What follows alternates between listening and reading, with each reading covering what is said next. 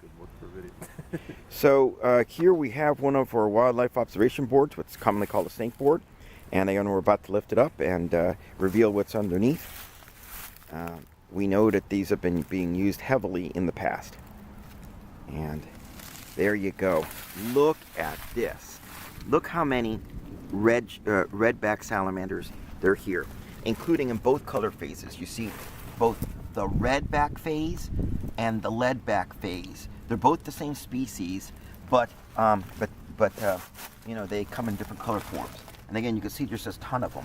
There's some there, there's some there. Can you get a count, Scott? How many do we have? 1, 2. Wow.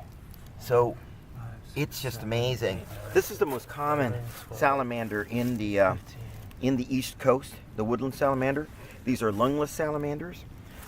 They do taste bad to some animals, but they're also very common species to be eaten by a lot of different prey. So they're an important food source as well. These are completely terrestrial. They lay their eggs on land, and all the metamorphosis takes place inside the actual egg. So we're going to cover these back up. 15. So we're going to cover these back up so there's not a problem with them. There's actually a non-native leopard slug there too. And again, it just shows you how common they can be in these habitat areas where we set up, and in this case in a snakeboard. They feed mostly on things like termites, and they're small invertebrates. They all are predatory. And again, very, very common, different color forms. Their tails can break off and grow right back.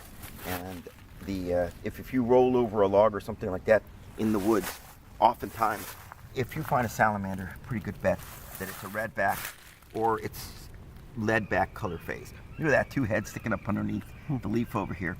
Kind of neat. So again, a great little habitat and a wonderful setup underneath one of our snakeboards for eastern red-backed salamanders, the most common salamander, woodland salamander that we have.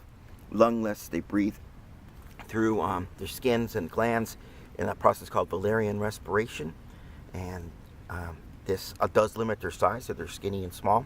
These are all average size. They rarely grow more than about 5 inches. And we'll let them go now. Go ahead and cover them back up, give them their piece. And another very successful artificial cover, or AC, a habitat structure, as well as a good survey marker that we can use. Red-backed salamanders here in one of our parks in Arlington County in mid-March, March 13th, 2019.